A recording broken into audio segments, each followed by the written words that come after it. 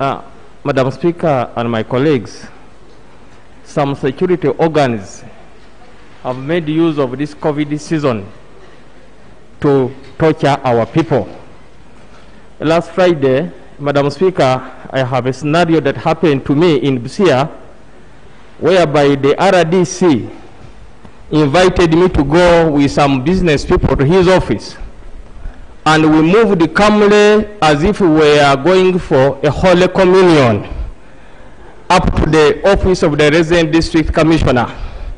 Madam Speaker, when I arrived, the RDC called me for a special meeting with the leaders of the traders, and I left the other few traders at his office. While the meeting was still going on, colleagues and Madam Speaker, I was shocked that the police came and tear-gassed the leaders of the traders in the compound of the Resident District Commissioner. Good enough, Madam Speaker and my colleagues, I want you to learn that I was one time an RDC. But if you come to tear gas the office of the RDC, who is representing the president? That is defaming the fountain of honor. Therefore, I'd like to say that the time we are in of COVID, than other people dying of COVID disease, are going to die of the torture and the frustration of the security organs. And I also, although I'm informing, I have a prayer that the Minister of Internal Affairs should come and tell us why does the police have authority to tear gas the RDC, because it forced the RDC of Busia, Mike Kiria, to apologize to the leaders who were in the meeting, and he promised to go and apologize even to the business community in Sofia. Is that information? Now, other members, despite the pandemic, I think it's important that the state agents observe the human rights of the citizens. They should not violate them in the guise of enforcing presidential directives. You gave away your time. Onawakaveruka, 2 minutes. Then Centenary.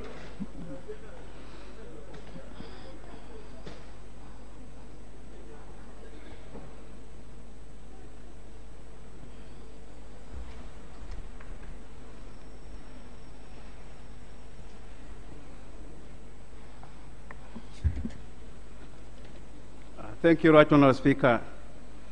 Right Honourable Speaker,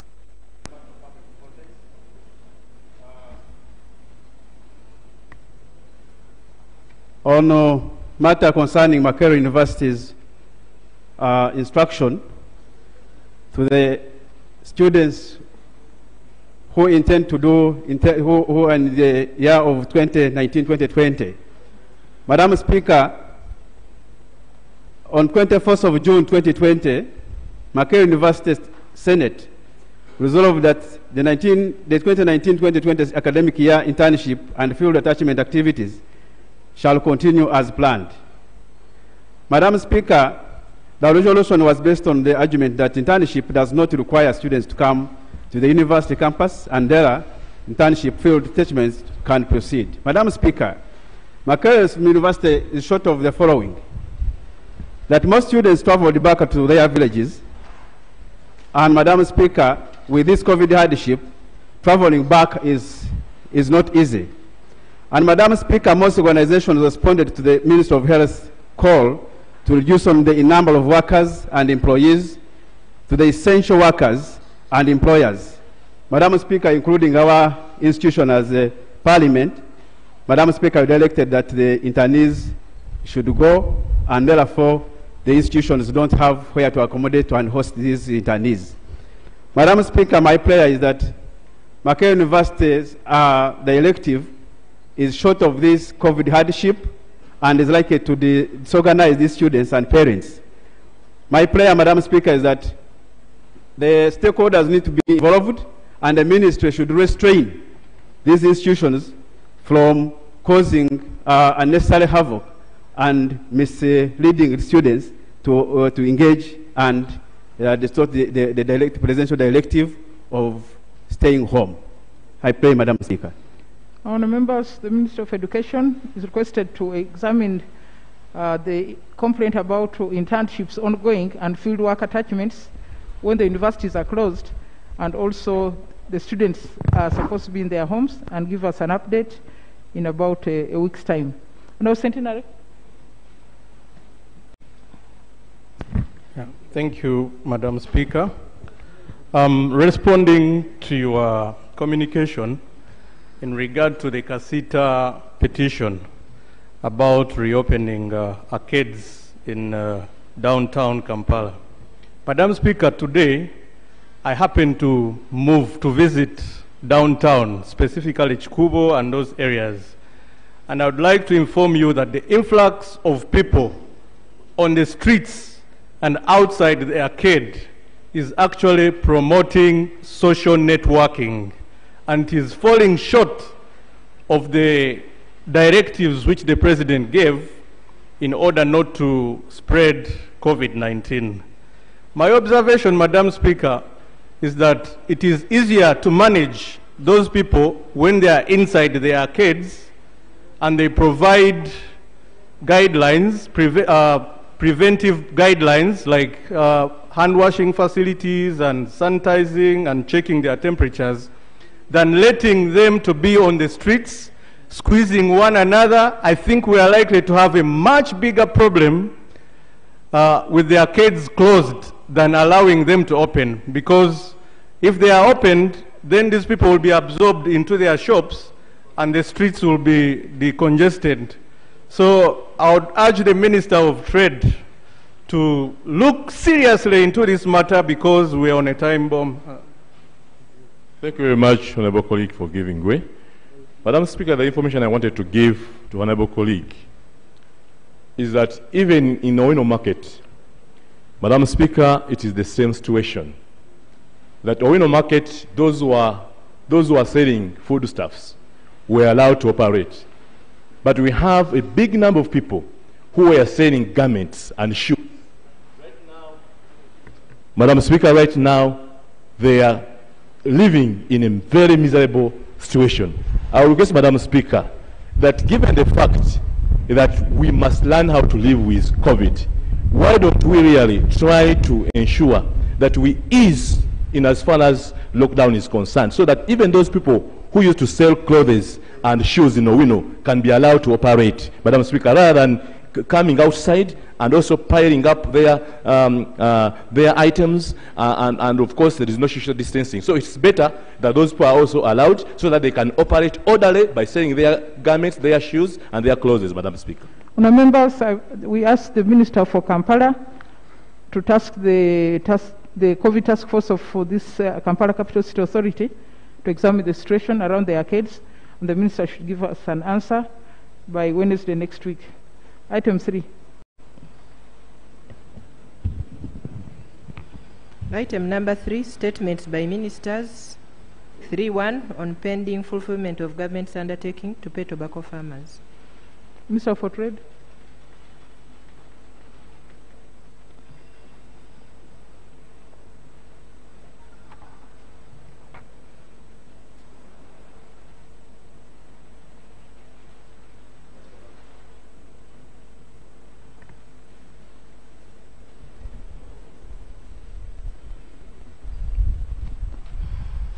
Right Honourable Speaker, honourable members, I beg to present a statement on progress made on the fulfillment of government's undertaking to pay tobacco farmers.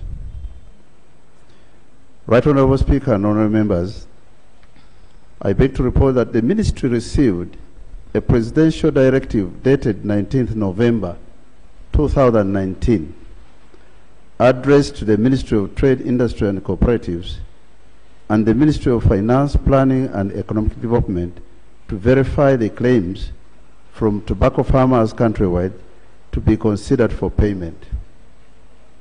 Subsequently, the Ministry of Finance, Planning and Economic Development advised that a field verification of all tobacco farmers with claims be carried out, prepare and hand over a verification report to Messrs. Ernst & Young for final verification. Right Honourable Speaker and honourable members, the Ministry undertook the verification exercise in 16 districts And this exercise, of course, they had to do it we had to do it with the support of the district local governments during March 2020. And we had expected the exercise to be completed by March 30th, 2020. However, unfortunately, the COVID-19 lockdown measures in place delayed the exercise, and we now expect to complete the exercise by July 15th this year. Right Honorable Speaker and Honorable Members, as you are aware, the Ministry has also appeared before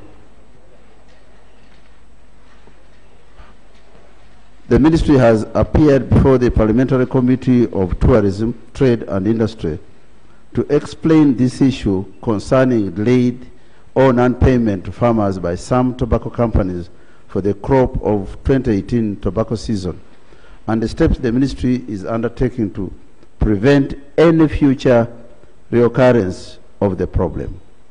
Right Honorable Speaker, allow me to inform the Honorable Members that going forward, the Ministry has instituted measures to further address this problem of non-payment from reoccurring in future through the following steps. 1.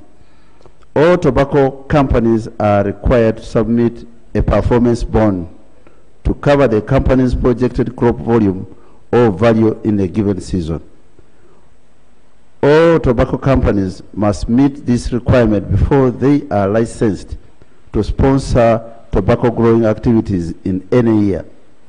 This condition will decisively end the perpetual issue of late or non-payment of farmers by some companies.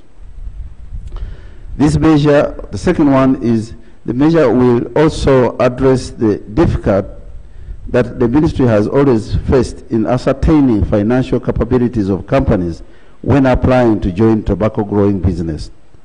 Right Honorable Speaker and Honorable Members, in light of the above measure, the Ministry has so far only licensed 4 tobacco companies for the 2020 crop season who submitted the performance bonds among other requirements. And these companies include 1. Alliance 1 Tobacco Uganda Limited, 2. Uganda Tobacco Services Limited, 3. Global Leaf Holdings Limited, 4. Meridian Tobacco Company Limited.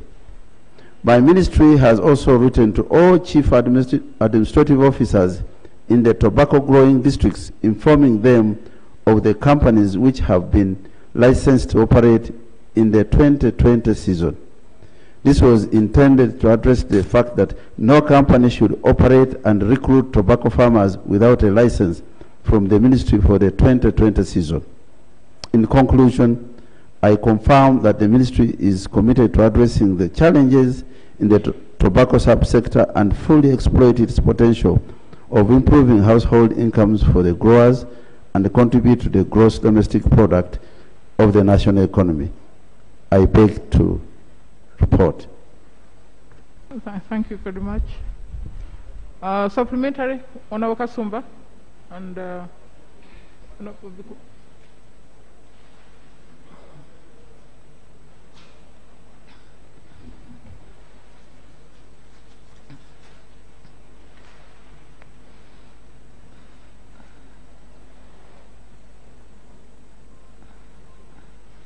Thank you, Madam Speaker. I want to thank the Minister for the report. However, I feel challenged when the Minister alludes that verification exercise is ongoing and that the districts are involved. I come from a Masindi district, neighboring Hoima. Before I raised this matter, I consulted the district executive. I consulted Chairman 5 for both districts. I consulted the cows, and they were not aware of any verification exercise. So I'm wondering who is handling that verification exercise at the district. 2, the Minister has mentioned companies that have been licensed to transact in 2020. I'm talking about the claims of unpaid tobacco farmers since 2015. Madam Speaker, some of those companies have since closed. They are no longer in existence. Some of these companies, like Continental Company, Premium, they picked tobacco from the farmers. And the government stopped them from exporting the tobacco to different countries. And as a result, some of this tobacco has still held in stores, and those stores are not even manned because the companies have since closed. All I'm saying is, when is the government going to pay these farmers? Farmers are stressed, farmers have loan burdens, and the president made a commitment, as you've clearly stated. The main issue is, when should these tobacco farmers be paid? Because the government undertook to pay these tobacco farmers. It is the same government that issued licenses to those farmers, to the tobacco farmers, to the tobacco companies that are no longer in existence. I beg to submit, Madam Speaker. Honorable Biku. Honorable Biku.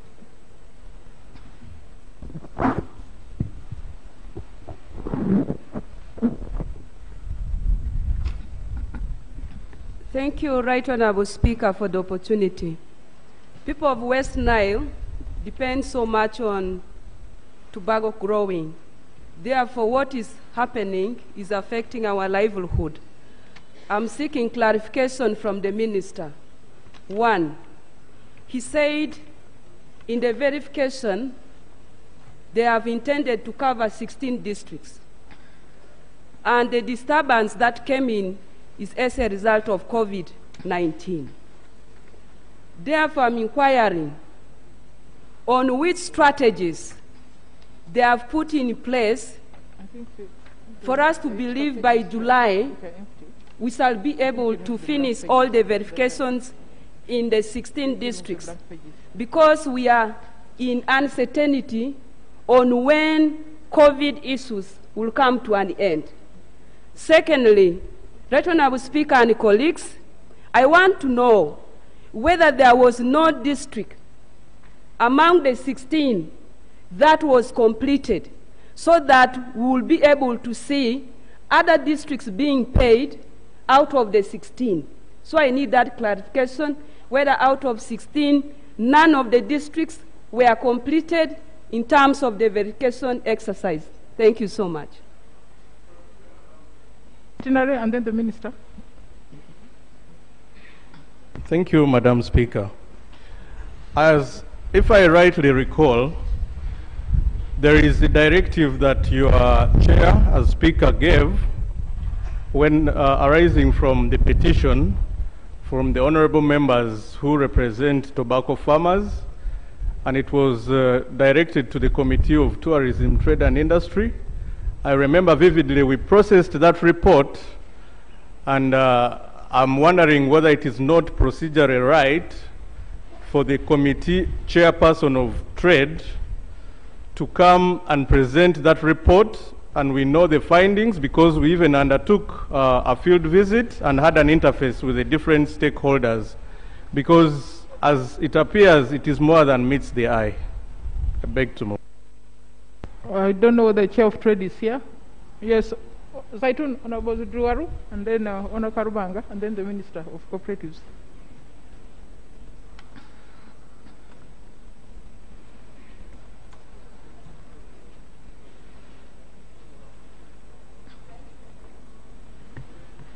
Thank you, Right Honorable Speaker, for this opportunity. Right Honorable Speaker, the tobacco farmers right now are working on the ground, but from what the minister presented right now here, he's saying they have done verification in 16 districts. We will really request that we want to know which are those 16 districts, whether those are the only districts they are going to stop in. Because I believe in Uganda, the number of districts which deal in tobacco farming are more than 16 districts. Then, Right Honorable Speaker, the issue of payment, really, I see it very irrational to say that COVID-19 has stopped. You see those companies from paying those people. Those farmers get loans. After getting loans, they enter into contract with those companies. But now when it reaches the time of payment, the companies breach the contract that they enter in. Really, those people need help, Right Honorable Speaker.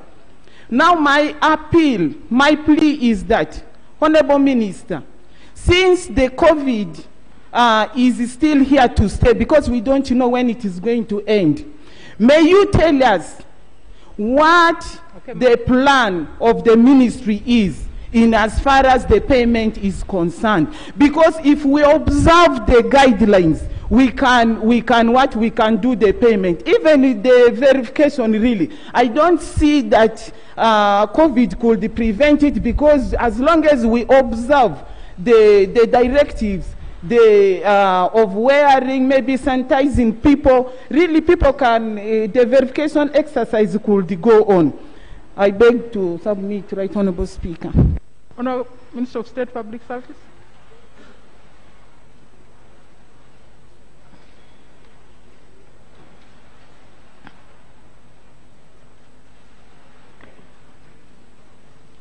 Thank you, Right Honorable Speaker. I just wanted to give information that Bunyoro is one of the regions which are really very good at tobacco farming. Indeed, as the Minister has said, the Minister of State for Bunyoro Affairs was requested to coordinate in the 8 districts of Bunyoro. And the verification in Bunyoro has been carried out. And by today, out of the 8 districts of Bunyoro, only 2 have submitted the completed verification reports.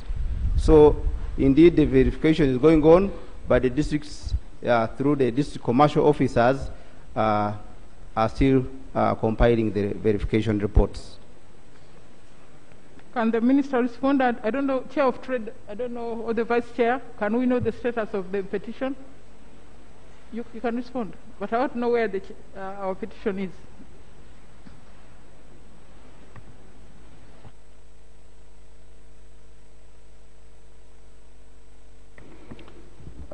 Right Honorable Speaker and other members, our colleague from Masindi was saying he was not aware of the exercise going on. In the statement, I indicated that there are districts that were visited, and others have not yet been visited. In fact, I have a list, even on my statement, I have attached, which must have been uploaded on our iPads.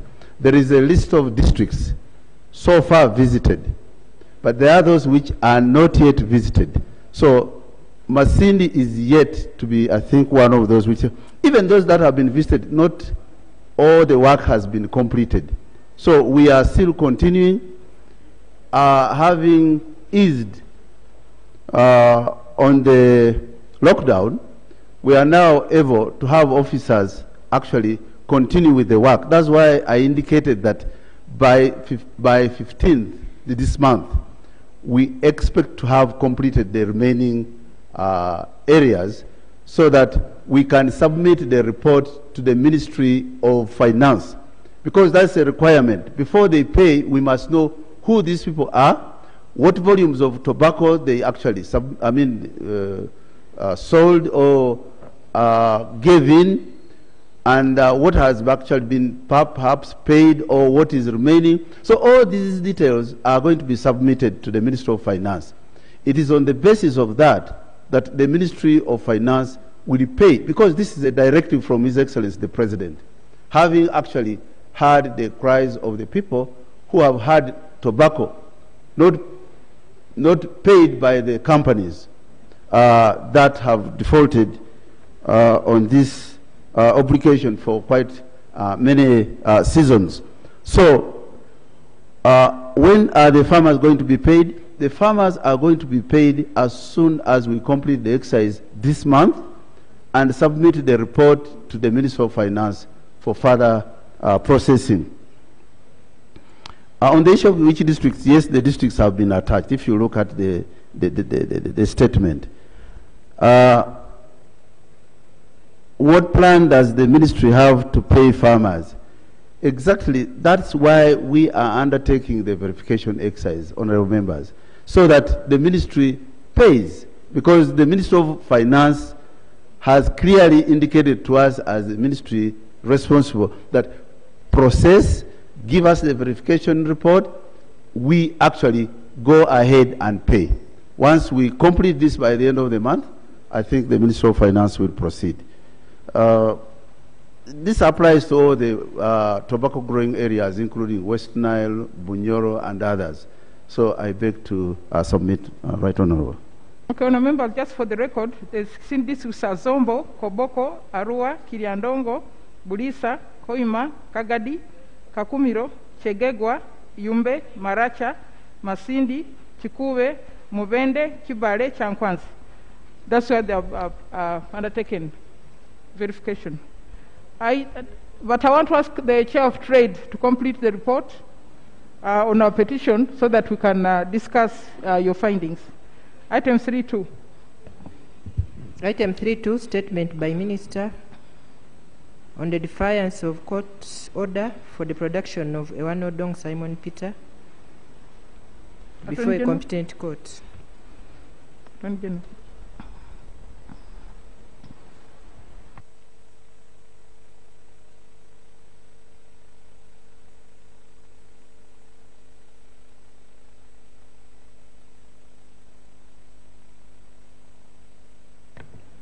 Thank you very much, Right Honourable Speaker, and honourable members.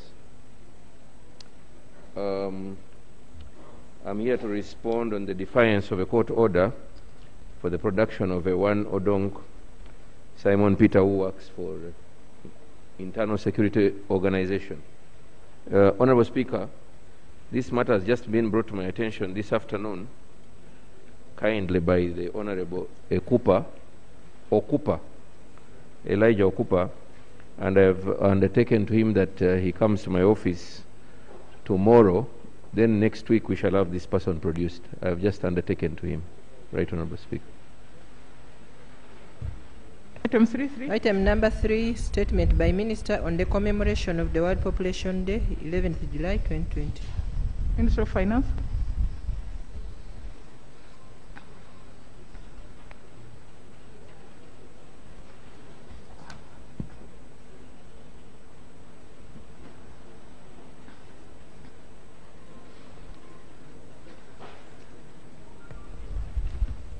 Madam Speaker and honorable colleagues, this statement is to inform Parliament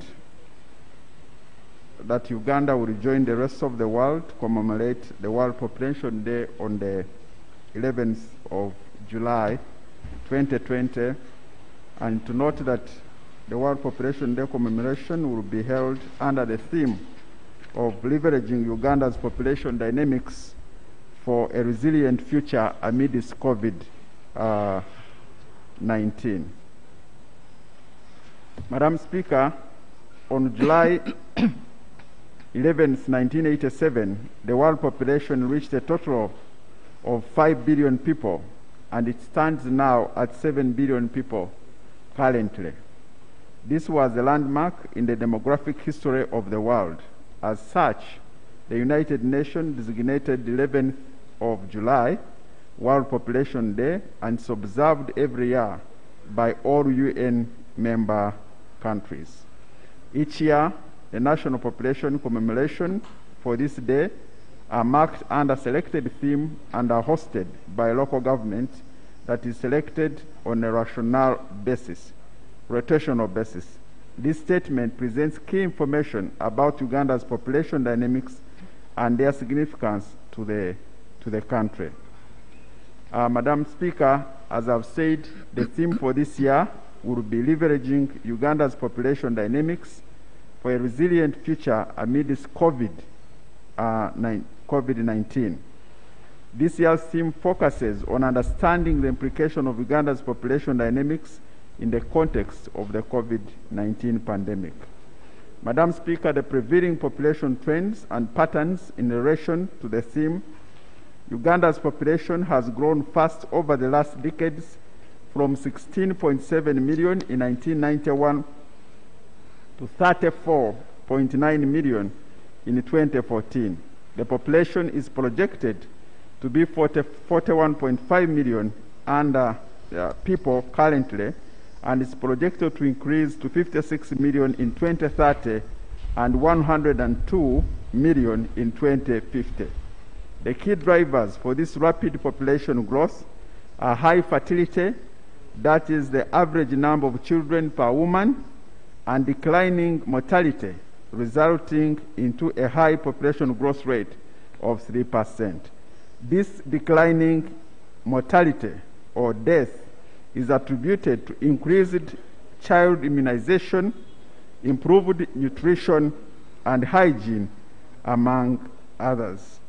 Madam Speaker, as a result of rapid population, Uganda currently is the second youngest population in the world, with over 78% of its population aged below 30 years. This is second only to Niger, which stands at 83%. This means that Uganda's population is growing by about 1.5 million people per year, and the large size of young people reaching reproductive age provides a population momentum whereby Uganda will see high rates of population growth for decades to come. We therefore need to plan, and indeed we are planning for these coming generations. Madam Speaker, you are aware that despite the challenges of COVID pandemic, Uganda has so far and is managing the pandemic relatively well. In addition, Uganda's advantage is that we have a young population with a median age of 16 years. The group ages from 0 to 14 years, we have 47.9%, 15 to 64 years, 49.2%, and people who are above 65 years are 2.9%. The only 2.9% of Uganda's population is above 65 years, which is the threshold for a significantly high risk of COVID-19 related complications and death. Lessons from the World Health Organization indicate that the older population are more adversely affected by this specific pandemic. Madam Speaker, the influence of Uganda's population dynamics on the course of COVID-19.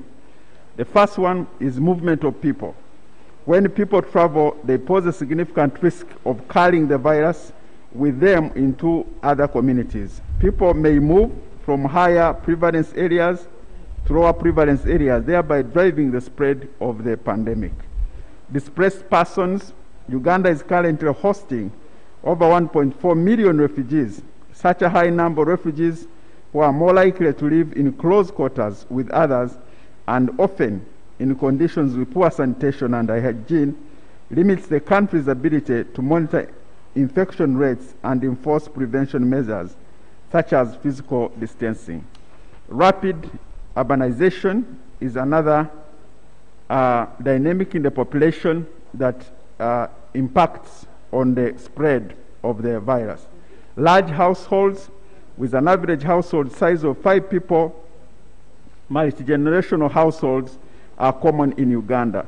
Such housing arrangements in close quarters with children and working adults could put older individuals at heightened risk of infection.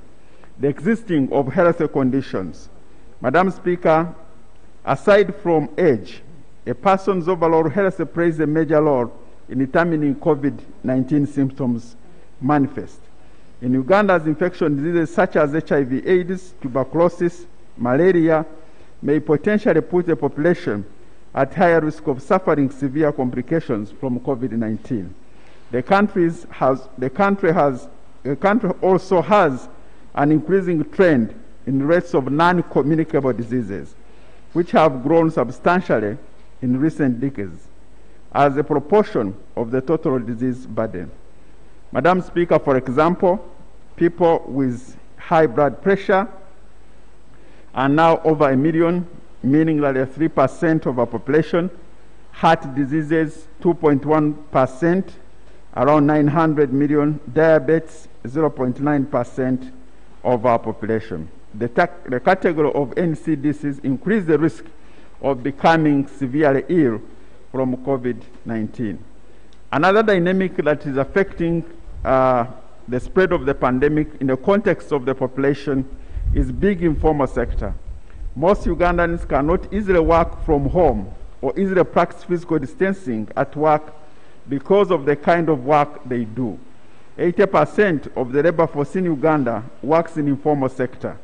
Small business owners, merchants, and vendors who rely on income from each day's work to meet basic needs of themselves and their families. Without employment, benefits or social protection cannot easily abide by government directives or mitigating the spread of COVID. Madam Speaker, we have presented to this House a number of measures to address some of these issues that I've raised, and I want to move to the next. As I conclude, I wish to end by reaffirming that investing in young people is key to Uganda's harnessing of its demographic dividend. The demographic dividend is that economic benefit arising out of the country's taking advantage of its young youth bulge by adopting clear, focused, and sustainable policies that empower the country's working population and its potential labor force. If this youthful population is equipped with quality education, demand-driven vocational and technical skills, good health care, job opportunities, they would be productive, save, invest, and can be the engine of the future of economic growth of the country. Significant changes in the population development and lessons learned out of the previous World Population Day celebrations. Madam Speaker, Uganda has also made significant progress in the field of population development. Mortality in Uganda is declining, with infant mortality having declined from 122 deaths per 1,000 live births in 1991 to 41 deaths per 1,000 live births in 2014. Fertility, which was over 7 children for a long time, has declined from 7.4 in 1991 to 6.9 in 2001, to 6.2 in 2006, and 5.4 in 2016. Life expectancy has risen from 43 years in 1991 to 63 years in 2016. This progress is as a result of concerted advocacy efforts by stakeholders in the population and development sector, as well as improved service delivery by the NRM government and a multi-sector approach in the provision of services. Arising out of this previous World Population Day commemorations, events, National Population Council and the stakeholders have learned the importance of continuous engagement of the top leadership of the country on population and development issues. This has elevated the profile of the population issues onto the agenda of the policymakers at all levels and resulted into action. We have also learned that commemorating the World Population Day in different districts provides a platform for sharing of the population experiences by different local governments, an opportunity to actuate their population and development concerns and formulation of strategies to address their respective issues. But because of COVID-19, we shall not have a huge commemoration. We are planning to have a very scientific commemoration which will be presided over by, expected to be presided over by His Excellency the President, and some other activities prior to the day. Madam Speaker, thank you very much for allowing me to make this statement to inform the House on this important day on the 11th of July, which will be the other week on Saturday. Thank you. Thank you very much, Honourable Minister.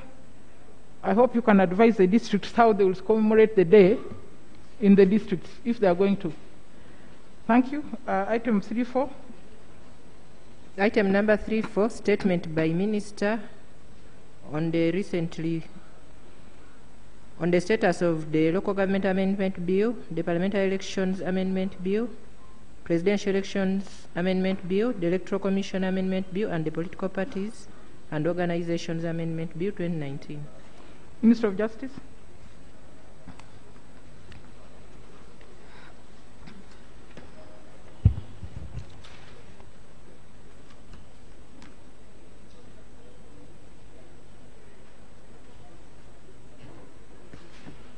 Madam Speaker,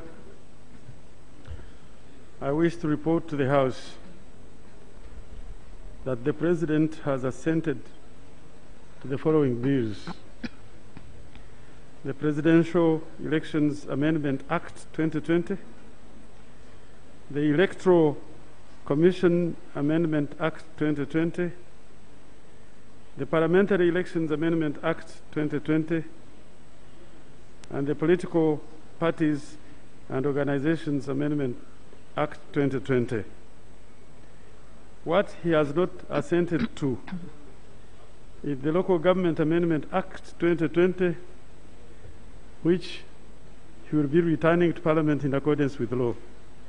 I beg to report. Thank you. Thank you very much.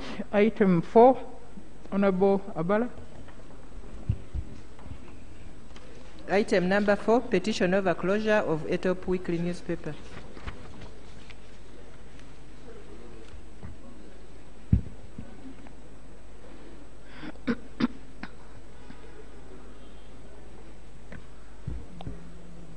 Madam Speaker, I am presenting a petition to this House raised by the concerned people from Teso for the closure of Etop newspaper. Madam Speaker, the humble petition of the concerned Teso over the closure of Etop Weekly newspaper was done in March. Suit and states that your humble petitioners are concerned members of Teso tribe in Uganda who have been affected by the abrupt closure of a top newspaper. A top weekly newspaper, Madam Speaker, was established as a sister newspaper of the Vision Group in 1990. Among other newspapers, namely Rupin from northern Uganda, Bukede for central Uganda, and Urumuri for western Uganda, to publish news in the local languages of the respective areas. Madam Speaker, a top weekly newspaper was publishing news in Ateso every Thursday of the week, and its main circulation areas covered northeastern Uganda, which includes Soroti, Katakwi, Kumi, Amuria, Ngora, Serere, Kabermaido, and other parts of the country. Honourable Member, you're not supposed to read the petition completely. You read the subject and the prayers. But I also wanted to ask you whether you can allow the Honourable Adong to amend that to include the other closed papers, the sister papers. I can allow, there's no problem. Okay. Yeah, thank you. Okay. Madam Speaker, the prayers of your humble petitioners, maybe before I read the prayers, maybe I would ask her to amend. Honourable Adong, can you move your amendment on the other sister papers?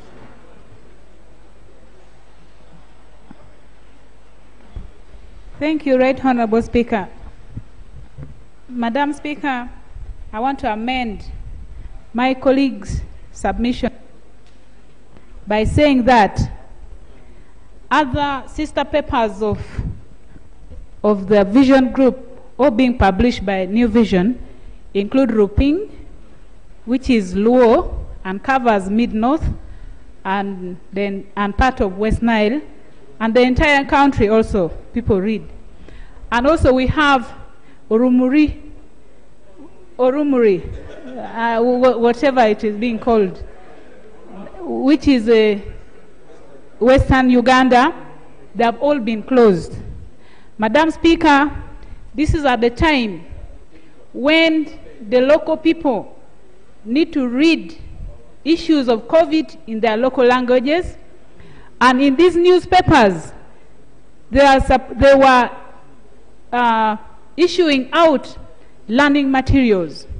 I'm just wondering how the learning materials or other information will reach the local people. And yet, the new vision is in English and not everybody can read.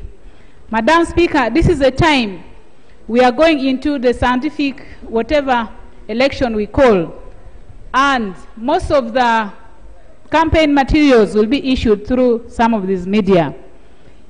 And there's a lot of concern from the people outside. Why only have they left Bukedde to continue and all other local languages have been stopped? Bukedde, what? Madam Speaker, the main concern is the people who are employed by these sister newspapers have all been kept out of job. Their offices in the whole of the north, I think, is only in Gulu. Lira, elsewhere have been closed. My prayer on top of that is, can the minister explain why government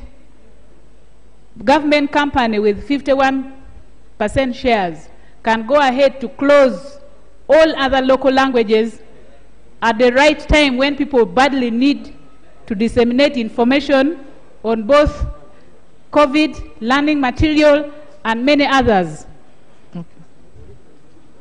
Okay. Honorable Abala. Madam Speaker, thanks so much for that addition. Madam Speaker, now therefore, your humble petition pray that Parliament, number one, Parliament investigates the reason why the regional newspapers of the Vision Group, especially top, now that Orumuri, Roping have been closed. Number two, urges government to fully support the immediate reopening of a top newspaper and those other sister newspapers and provide for a stimulus package for them. And now, and you are about petition therefore, Madam Speaker, as in due bound will ever pray. And Madam Speaker, I have the members, the petitioners, there are 16 of them in number, and Madam Speaker, allow me lay on table. Thank you. Okay, honourable members, the petition is amended by including the Rupingi newspaper and the Orumuri newspaper, which have equally been closed. The petition will be sent to the Committee of ICT and National Guidance to handle expeditiously, especially taking into account that the information from these languages will be needed in the electoral cycle. The minister is here? Okay.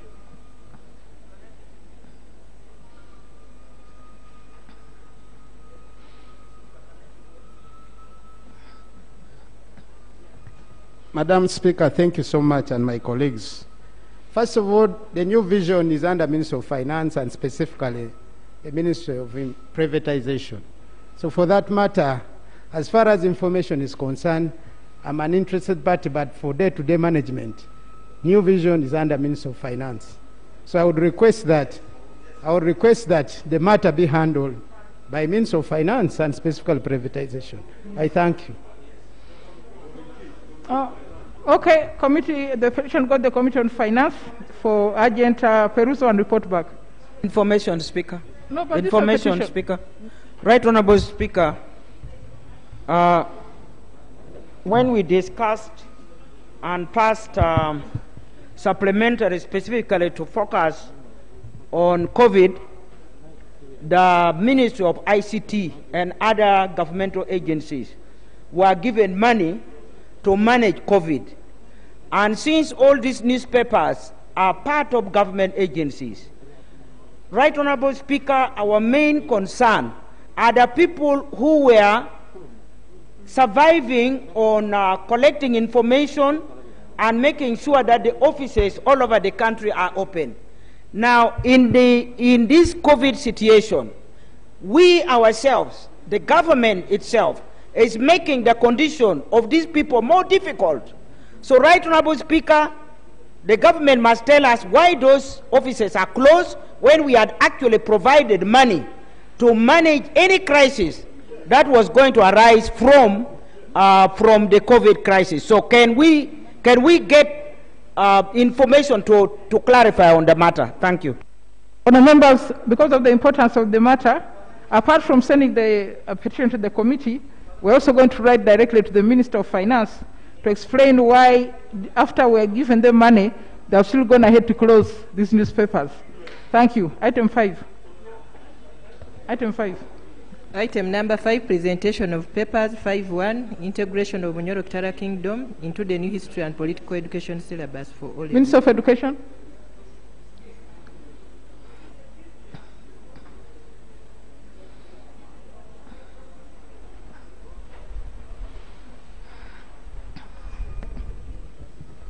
Right Honourable Speaker and Honourable Members, I beg to lay on table the History and Political Education textbook published by the National Curriculum Development.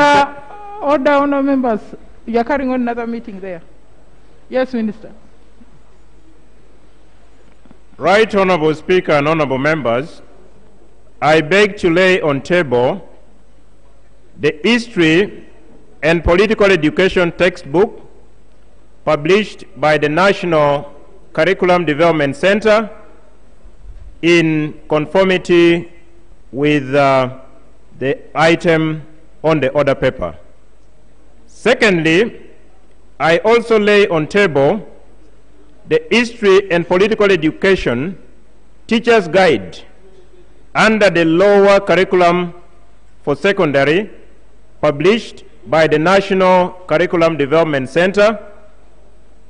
And finally, Madam Speaker, I beg to lay the History and Political Education syllabus published by the National Curriculum Development Center in conformity with the item on the order paper. I beg to lay. Much other members will ask the Committee on Education to examine the contents to ensure that the ruling of this House was fully adhered to. Thank you. Item 5.2. 5.2. Presentation of papers, revised schedule to the Uganda Communications, Fees and Fines Amendment Regulations 2020. Minister of Finance, ICT.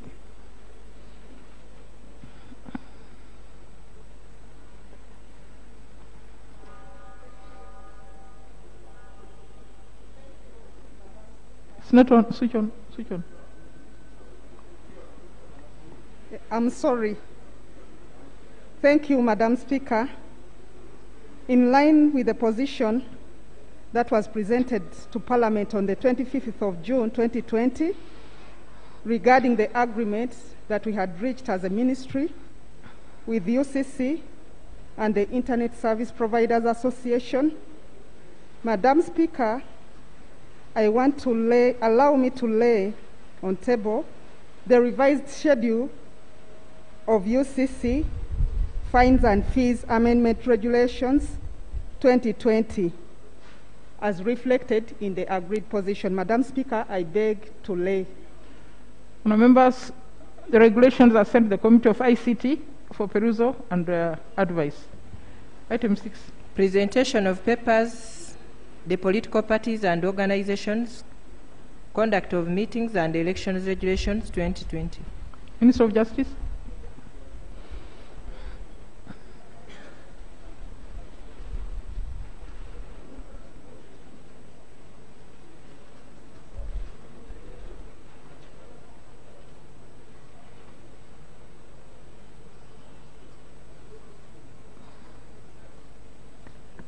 Madam Speaker, I want to thank you and thank members for this opportunity for me to present to Parliament the proposed political parties and organizations, conduct of meetings and elections regulation 2020 for your eventual approval. Or shall I, if you have permission, can I speak without? You can speak with it. Madam Speaker, I was thanking members for allowing me an opportunity to present to Parliament the proposed political parties and organizations conduct of meetings and elections regulation 2020. This is for your eventual approval to enable political parties and organizations to hold internal elections during the COVID-19 epidemic period. And the background to this is well known. No. Section. No. Just following. Thank you very much indeed. That makes my work a lot easier. So, Madam Speaker, I wish to lay on the table Okay. the statutory instruments relating to the political parties and organizations' conduct of meetings and elections regulation 2020 as proposed by the ministry in consultation and approval of cabinet. I wish to lay. Honourable members, the regulations are sent to the Committee on Legal and Parliamentary Affairs, and the members of that committee, as you are aware, those regulations touch all the political parties in the country, so you are enjoined to actually engage with the different political parties so that we come out with something acceptable. So I'll give you 1 week in which to consider the regulations and report back to this House. Thank you. Item 6. Item number 6, motion for resolution of Parliament to commemorate the 75th anniversary of the UN Charter. Honourable Chair, Presidential Affairs.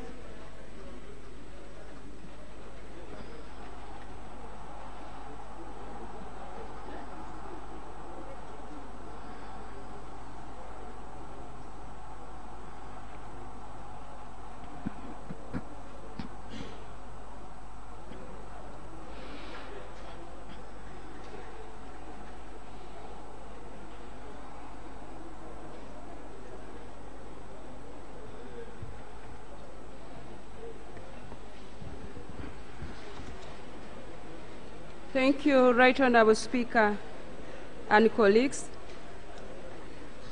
I rise to move a motion for a resolution of Parliament to commemorate the 75th anniversary of the United Nations Charter under Rule 55 of the Rules of Procedure of Parliament.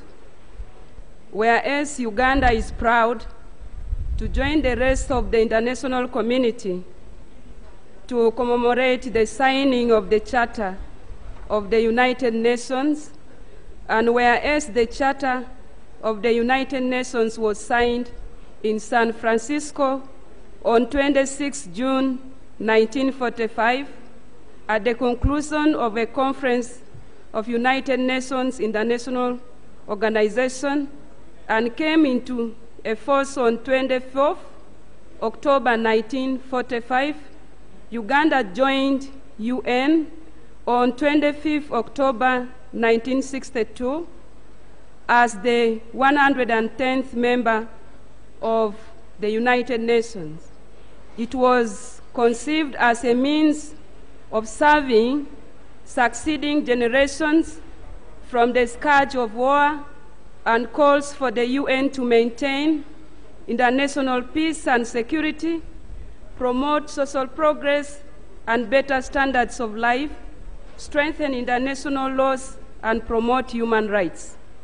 Whereas that the United Nations Charter Day is commemorated every 26th day of June of every year, and it presents a unique opportunity to take stock both of the successes and lessons learned in its implementation over the last decades, as well as to look ahead and examine how best collectively we can overcome current bottlenecks and future challenges. Noting that the theme for this year's commemoration is the future we want, the United Nations we need, reaffirming our collective commitment to the world This has a rich reflection on contemporary and future desires, missions, and strategic thinking for the world we want, reaffirming our commitments for today and tomorrow is a primary necessity, especially when the world is being faced with numerous challenges, problems, including the global disruption by COVID-19 pandemic and its related effects, demanding from us more commitments, assurances, and actions. Noting further that this year's commemoration coincides with the conclusion of intergovernmental negotiations on a concise, substantive, forward-looking, and unifying declaration that captures collective commitments of states to the entire world, shared vision for a common future, which is to be adopted by consensus at the high-level UN 75th Commemoration meeting of the General Assembly, scheduled for 22nd September 2020. Appreciating that the launch of the Decade of Action during the 75th anniversary year provided an opportunity to the United Nations to stretch its collective capacity to deliver on its commitments, such as realizing the 2030 Agenda, the Addis Ababa Action Agenda, the Paris Agreement, and respond to global challenges such as increasing poverty and hunger, devastating impacts of climate change, widening inequality within and among us countries. Appreciating further that the United Nations, as rooted in the Charter, continues to play critical roles in securing peace, stability, and prosperity throughout the world as its core pillars, are worthy to celebrate upon because of their contributions to stability and conducive environment for all. Now, therefore, be resolved that this Parliament joins the whole world in commemorating the 75th anniversary of the United Nations Charter, and we recommit ourselves to work with United Nations systems for the improvement of peace, prosperity, and tranquility. Right Honourable Speaker and colleagues, I beg to submit. Is it seconded? Seconded? Honourable Boya.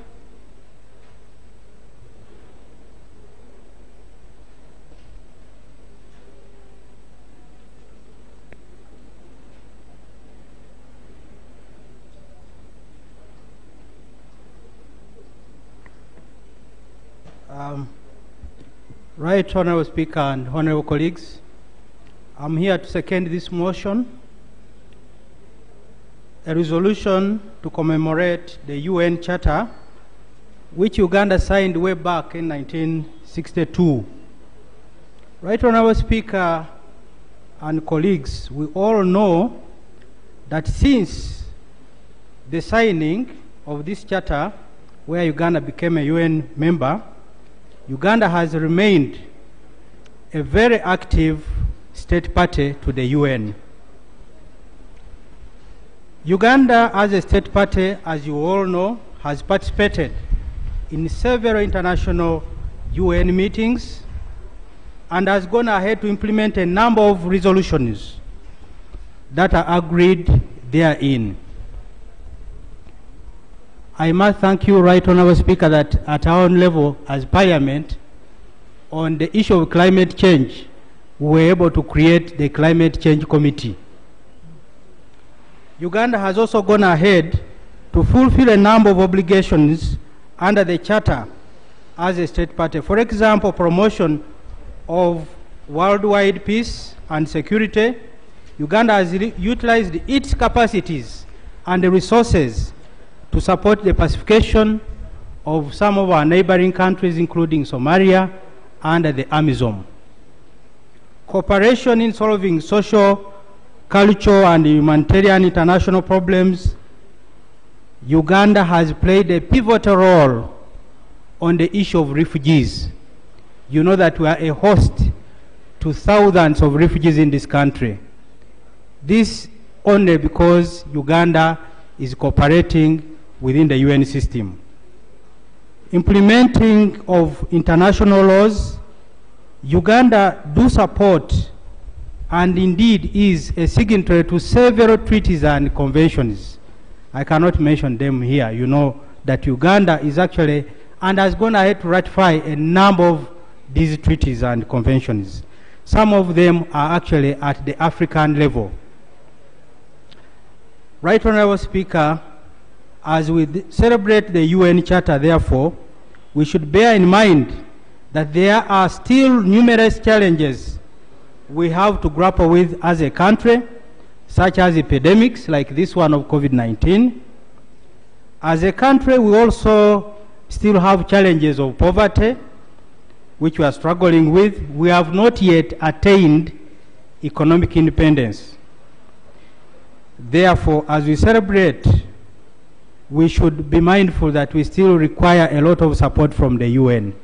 We do have challenges like natural disasters that we need to still grapple with. So we need a lot of support within the UN system. With these few remarks, therefore, with these few issues, I second the motion. Thank you, Right Honourable Speaker. Thank you very much, Honourable Members. The question is that this House do adopt and resolve that this Parliament joins the whole world in commemorating the 75th anniversary of the United Nations Charter, and that we recommit ourselves to work with the United Nations system for the improvement of peace, prosperity, and tranquility. Those in favour say aye, the contrary no. Ayes have it.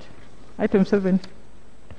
Item number 7, motion for adoption of the report of the Committee of Defence and Internal Affairs on the petition and oversight visits on the operations of the National Identification and Registration Authority.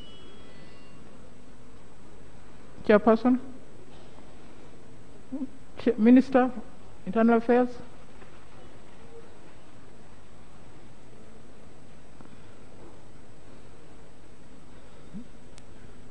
Is the Minister here?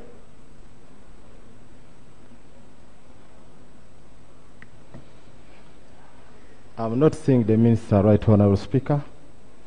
No, last time we had started and then again realized that the Minister was not there. And this is a very contentious area, and want him to listen and respond to your report. Can we defy it and someone, I don't know where the whip is, they should send for the Minister of Internal Affairs. Let's stand over it for now, and someone contacts him. Much obliged, Right Honourable Speaker. Honourable Hart has gone? Oh, Prime Minister is here. We need the Minister of Internal Affairs for this report.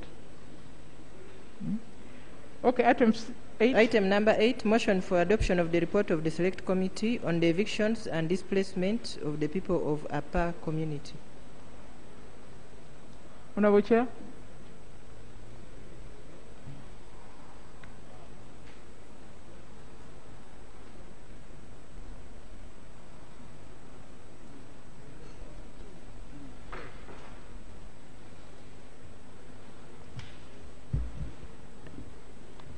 This is which ministry? Thank you, Honorable Speaker. Right Honorable Speaker, you recall we had attempted to present this report. Accordingly, I had laid on table the committee report, the minutes, the verbatim recording of the committee proceedings, the CD containing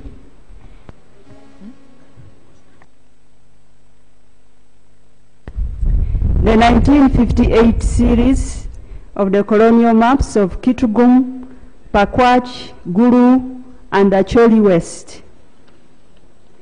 The report was also uploaded in the month of February. Chair, sorry, I want to just interrupt your work again. That report touches the Ministry of Tourism because there's a contention as who owns it. Yes. The Minister of Lands, because I'm told they don't know whether we're in Acholi or in Ajumani, and then the Minister for Security. Yes. Because I think there were some killings there. Yes, Honorable Speaker. I think we need them. I think we need those three ministries to listen to your report and respond. Because it touches three ministries. Pardon? It touches three ministries, and we want them to be here. Much obliged. So let's push it to Tuesday. Tuesday, okay? That's fine. And the Prime Minister to ensure that the Minister of Tourism, the Minister... yes, the Deputy Prime Minister, ensure the Minister of Tourism is here, the Minister for Lands, and the Minister for Internal Affairs to be present during the presentation of this report. Thank you. Okay. Item number 9, Bill second reading, the National Coffee Bill 2018. Minister of Agriculture.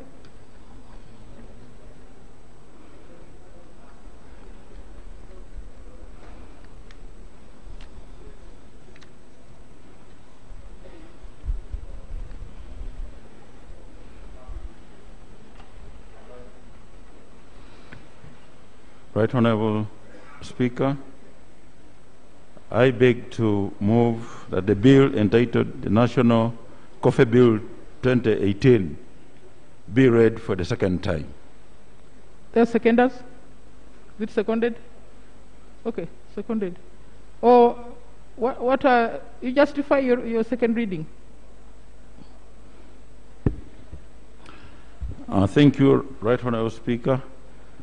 Right Honorable Speaker, the bill seeks to repeal and replace the Uganda Coffee Development Authority Act, CAP 325, which was enacted in 1991 and only covered off-farm activities of marketing and processing, leaving on-farm activities like planting materials, nurseries, harvesting and post-harvest handling outside the scope of the law.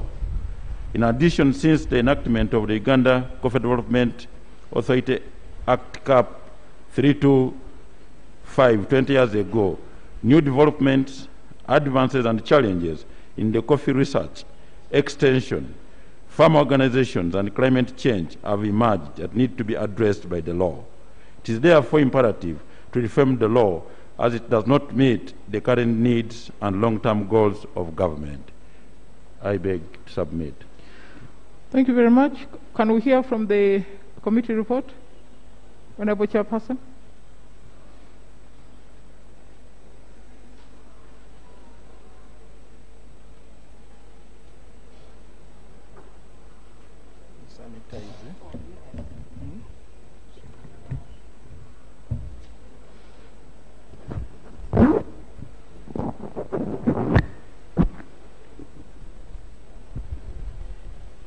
Thank you very much, Right Honorable Speaker. Right Honorable Speaker, I beg to lay on table the report of the Committee on Agriculture, Animal Industry and Fisheries on the National Coffee Bill 2018. Right Honorable Speaker, I also beg to lay on table minutes of the National Coffee Bill 2018. I beg to lay.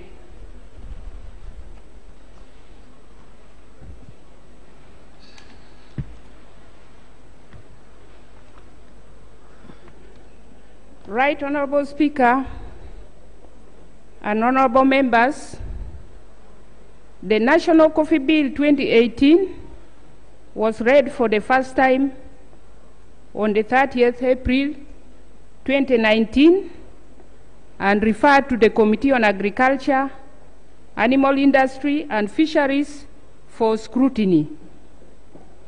In accordance with Rule 185C, the committee considered the bill and therefore now reports as follows. Right Honorable Speaker, the Uganda Coffee Development Authority Act, CAP 325, was enacted in 1991, and it provided for a public authority to be established that would be responsible for promoting and overseeing the coffee industry by supporting research, promoting production, controlling the quality, and improving the marketing of coffee in order to optimize foreign exchange earnings for the country and payments to the farmers. Right Honorable Speaker, the Act was amended in 1994 to provide for the authority to be a body corporate and to perform the following functions. 1. To register in accordance with the guidelines issued by the Minister of Agriculture, Animal Industry and Fisheries, and advice of the board, the organizations and bodies applying to market coffee. 2. To issue certificates to coffee farmers in respect of grade and quantity of coffee dealt in. 3. To collect, maintain, and disseminate statistical data in respect of all aspects of the coffee industry. 4. To certify all coffee exports. 5. To advise government on the mechanism of determining the indicative price for the sale of coffee. 6. To monitor world market price changes of coffee and adjust the indicative price on a day-to-day basis. 7. To reconcile the coffee subsector policies with microeconomic policies of the ruling government. 8. To be responsible for the overall supervision of the coffee subsector, including related stakeholders, and advise government on coffee subsector policies. Right Honorable Speaker, the object of the bill is to reform the law to provide for the Uganda Coffee Development Authority to regulate, promote, and oversee the coffee subsector, and to regulate all on-farm and off-farm activities in the coffee value chain.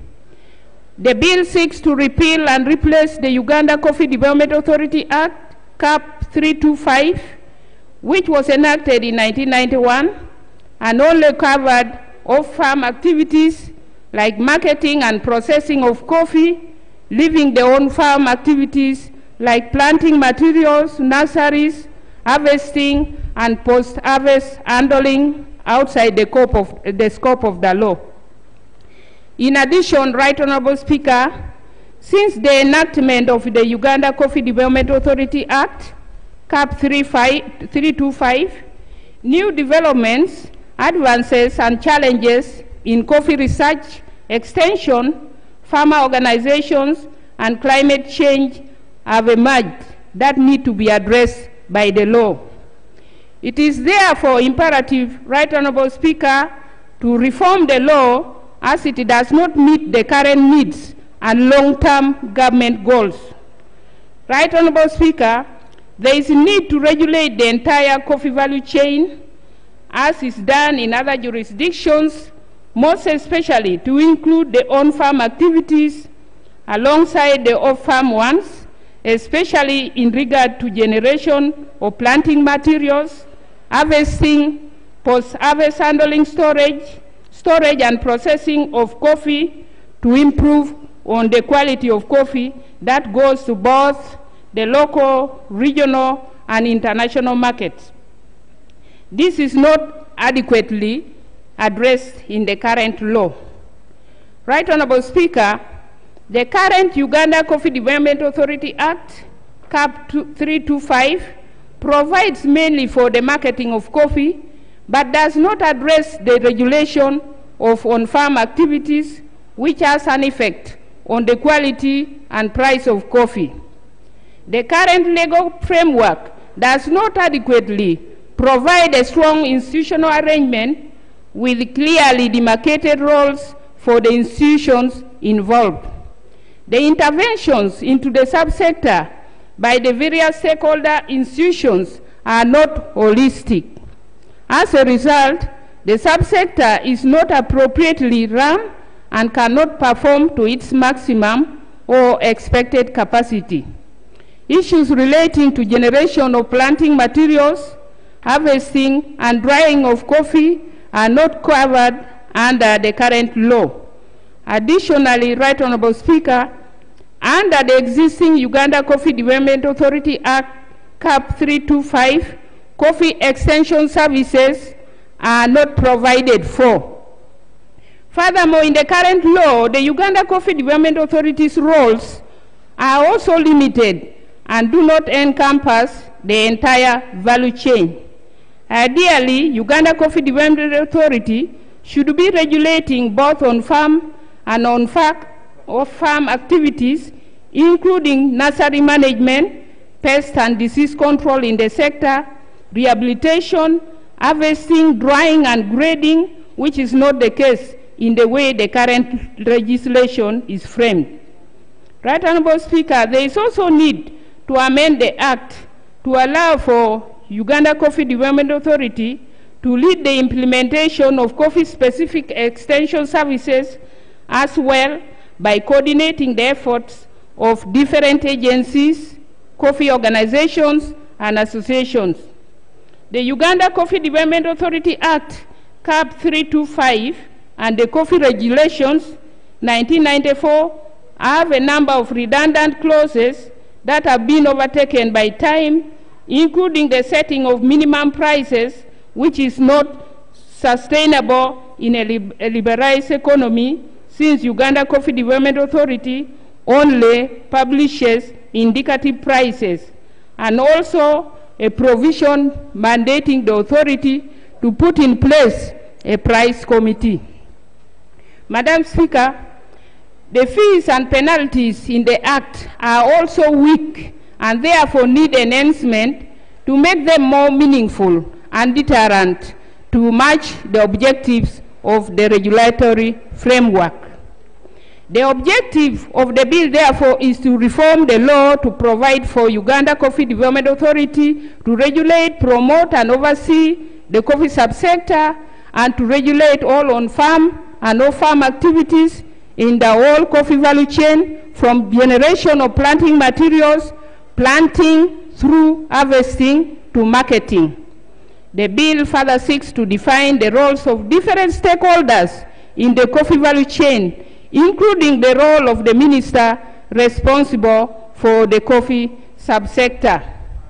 Right Honorable Speaker, the proposed reforms will provide for a more comprehensive regulation of the whole coffee value chain, including on-farm and off-farm activities. The proposed reforms will also provide for a marketing system by requiring UCDA to establish a voluntary coffee auction system to offer an alternative method of selling coffee. The system should bring dynamism and efficiency in the subsector, resulting from increased competition in the selling of coffee. The reform will also provide for coffee-specific extension services by making UCDA responsible for coffee extension services in order to remove ambiguity and create responsibility on the UCDA to provide extension services beyond agronomic practices. The reform will also provide for Uganda Coffee Development Authority to register and promote coffee value chain organizations at various levels of the coffee value chain that will lead to the formation of an apex body. It will also provide for a strong institutional arrangement with clearly demarcated roles for the institutions involved. And it will also provide enhancement of fees and penalties to make them more meaningful and deterrent, in line with the objectives of the regulatory framework, and encourage compliance. And finally, it will repeal the redundant clauses that have been overtaken by time. Right Honorable Speaker, in doing this work, the committee held consultative meetings and received written submissions from several stakeholders. That one members can read. Yes, They can read. members, you read that one. Right Honorable Speaker, I go straight to the bill's compliance with SDGs. I think members, you can also read that one. But I think it's important. This is the Yes. first committee to report directly on the SDGs. I think this one is important. The SDG part is important. Much obliged, Right Honorable Speaker. The bill's compliance with SDGs. Right Honorable Speaker and Honorable members, the bill directly tackles SDG 1 on no poverty and SDG 2 on zero hunger. The bill seeks to improve livelihoods of coffee farmers all over the country through production of good quality coffee that fetches good prices on the world market. The bill generally indirectly addresses SDG 4 on quality education in a way that improve coffee farmers' incomes would enable them provide good and quality education to their children. SDG 5, the bill addresses issues of gender equality by involving all household members, including women and girls, thereby fostering gender equality and equity. Part 9 of the National Coffee Bill on miscellaneous complies with the SDG 8 on decent work and economic growth through its sections on coffee research being developed, coffee auction systems being put in place, as well as offenses and penalties being introduced to ensure that coffee farmers and other value chain actors act according to the law and hence lead to economic growth. SDG 10 on reduced inequality by availing income to households, which will also reduce inequality. Right Honorable Speaker, the bill is directly in compliance with SDG 11 on sustainable cities and communities, but it will entail efficient implementation of the law to achieve this when it comes into force. Right Honorable Speaker, the bill also complies with SDG 13 on climate action through dealing with the agronomic practices such as intercropping coffee with recommended trees which can mitigate climate change. Right Honorable Speaker, the bill is in compliance with SDG 15, which is about life on land. The bill is promoting planting coffee and shade trees, and this will improve life on the land and the environment. Right Honorable Speaker, there is compliance with SDG 16 as well. Peace, justice, and strong institutions, as institutions like UCDA are envisioned to become stronger when the bill is passed. This is clearly outlined in the objective of the bill, which is to reform the law to provide for Uganda Coffee Development Authority to regulate, promote, and oversee the coffee subsector, and to regulate all on-farm and off-farm activities in the coffee value chain. Right Honorable Speaker, the bill also is in line with SDG 17 on partnerships for the goals in a way that production of good quality coffee will increase Uganda's status on the world market and hence enhances collaboration among the United Nations member states, thereby strengthening global partnership for sustainable development. Right Honorable Speaker, the gaps in the bill in compliance with SDG, the bill does not adequately address SDG 5 on gender equality, given that most women are not considered, especially when it reaches profit sharing after coffee sales have been made. Yet they are always actively involved in their on-farm activities such as weeding, harvesting, drying, to mention but a few. There is also a gap on SDG 9, industry, innovation, and infrastructure is partially addressed by the bill, but there is a gap when it comes to infrastructure development, like roads for transportation of the coffee. Right Honorable Speaker, the bill's compliance with human rights. Human rights lie under Chapter 4 of the Uganda Constitution. The National Coffee Bill 2018 is indirectly compliant with the Section 30, right to education, as a human right in the Constitution of Uganda, as children can easily acquire their right to education when their coffee farmer parents' incomes are boosted.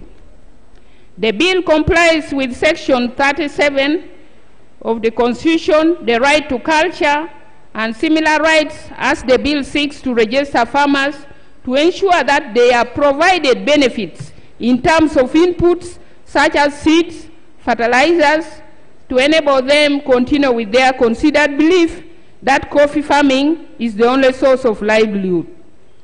Right Honorable Speaker, the bill directly complies with the Section 40 of the Constitution on economic rights, as the bill seeks to improve coffee farmers' incomes through ensuring that the value addition to the coffee on farm is improved to enable the coffee fetch high prices on the market.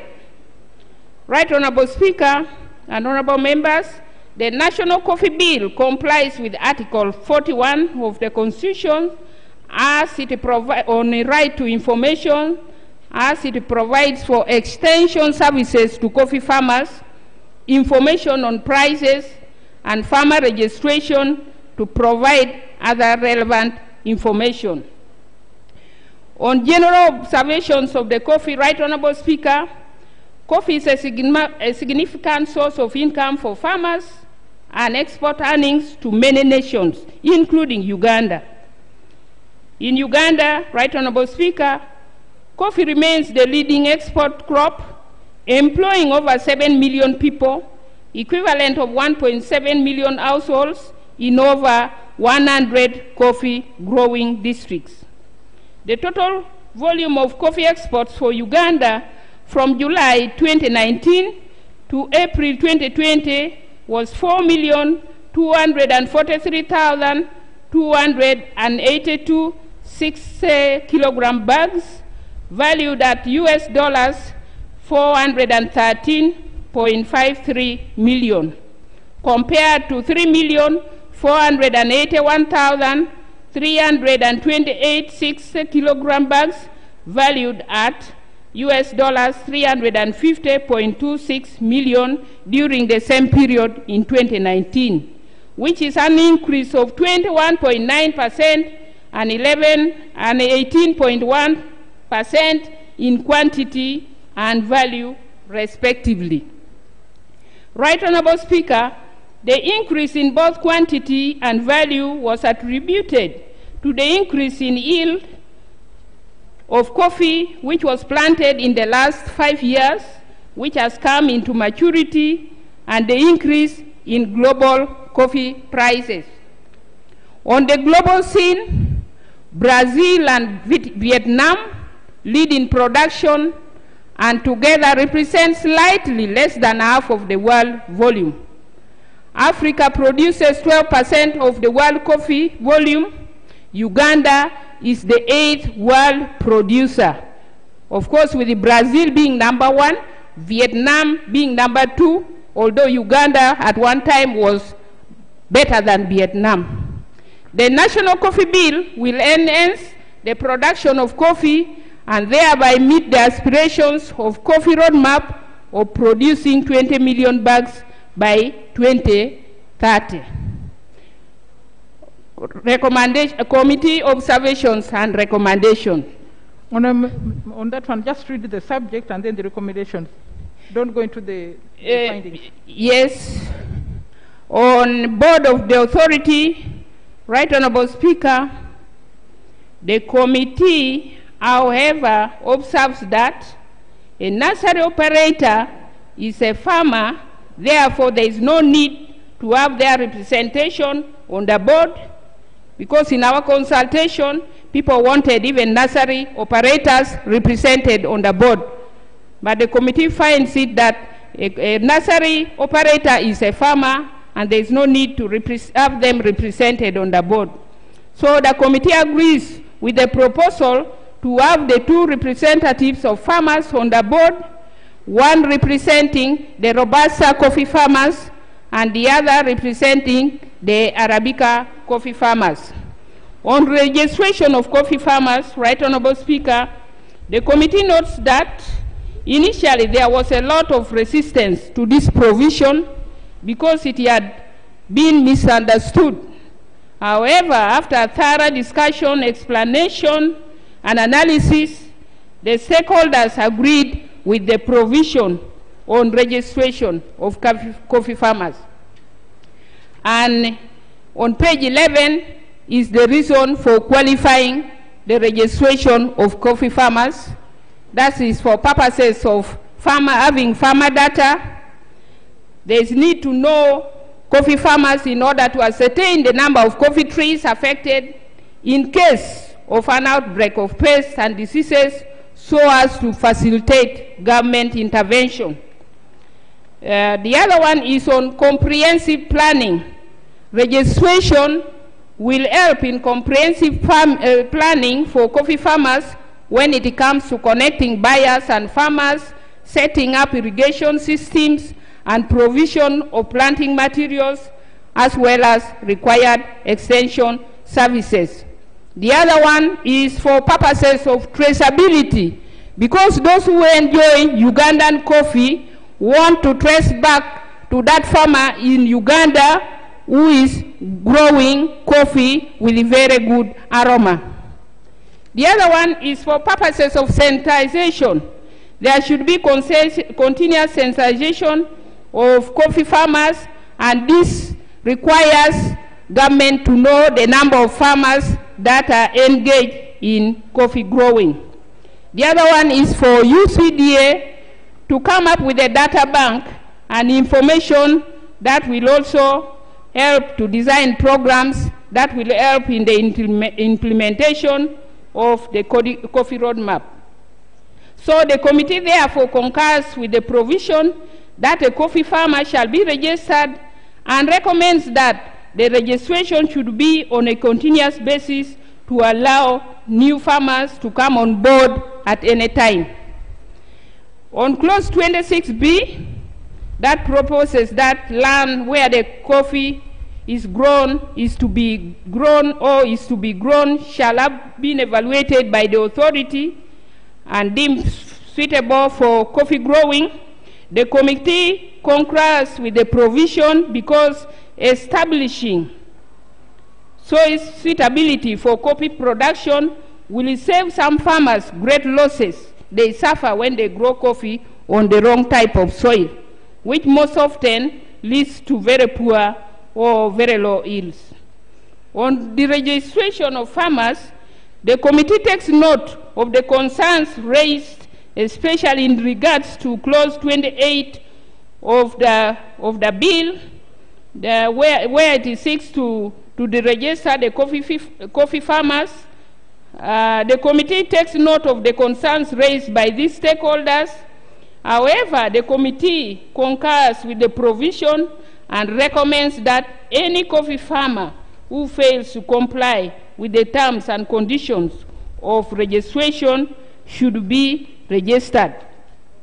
The committee also recommends that a coffee farmer should be deregistered if he or she neglects a coffee farm, which can be a haven for pests and diseases that will pose a threat to the neighboring farms, or a coffee farmer who adulterates coffee. Right Honorable Speaker, when the committee went for its field visit, it learned that in this country, some parts of this country are blessed with stones which look like coffee. So sometimes farmers get tempted to, farmers who are not honest, get tempted to adulterate the coffee, mixing them with such kind of material, which is not good for the country. So that is why the committee agrees that any farmer found adulterating his coffee can be deregistered. or a farmer who grows types of coffee contrary to the ones recommended by Uganda Coffee Development Authority. Madam Speaker, the committee observed that any person who was registered as a coffee farmer and subsequently deregistered by the authority may at any time be re-registered with additional terms and conditions as the authority may specify. This will give farmers a chance, Madam Speaker, to be put back into the register in case their appeal is successful. Right Honourable Speaker, the bill also proposes that a coffee farmer aggrieved by the decision of the authority may appeal to the minister. However, the committee observed that for a person aggrieved by the decision of the authority to appeal to the minister may be difficult. The committee therefore recommends that for fairness to all categories of farmers, if farmers cannot reach the minister can delegate his powers to any established organs of government administratively. Right Honourable Speaker, the bill also proposes that the authority shall oversee the formulation of the National Coffee Research and Development Agenda to guide coffee research. The committee concurs with the proposal because there is need to increase research in the coffee subsector. Earlier on, I had said Uganda used to be better than Vietnam, but now we are number 8. Vietnam is number 2, just because they have invested a lot on research. So, owing to the importance of coffee in the country, the committee recommends that there should be a coffee fund specific to conducting coffee research. Funding of coffee research should be a standalone activity. The committee further recommends that 50% of the sales should go to the coffee research and related development. Right Honourable Speaker, the committee also recommends that a coffee fund should be established to avail credit to the coffee farmers and coffee processors. The fund will make it easy for farmers to access credit and convenient and friendly terms. The committee also recommends that the coffee fund should be ring-fenced and it should be set up by an act of parliament where funds will be appropriated by parliament. The committee further recommends that coffee financing should be streamlined to offer financial services to farmers the way the cooperative banks, which were close, used to provide. Right Honourable Speaker, the bill also proposes establishment of a coffee auction system which shall be used as an alternative method to the day-to-day method of selling coffee, that is the farm gate market and then the direct export market. The committee concurs with the proposal to establish a coffee auction system and recommends that the auction system be adopted so that it acts as an alternative to the day-to-day method of selling coffee, which include direct export and the farm gate method. Madam Speaker and honorable members, when the committee undertook a study to Tanzania, it discovered that some farmers may receive as low as 50% of the auction price for the coffee that they produce. The auction system is believed to have advantages, including better prices. That is the reason the committee recommended it to be one of the alternative ways of marketing our coffee. On levy on coffee exports, Right Honourable Speaker, which is in clause 44, the committee is in support of the provision to increase sales for the following reasons. Because the clause proposes that the authority shall levy a charge not exceeding 2% on the free on rail or free on track or other form of acceptable contract price of the export of coffee. So the committee is in support of the provision to increase sales for the following reasons. One, more revenue will be generated from this increase, and this revenue can be reinvested to promote inclusive coffee value chain agenda. The extra revenue can also be a source of low-cost finance for coffee farmers, and it can be applied in form of revolving fund or by setting up a coffee fund.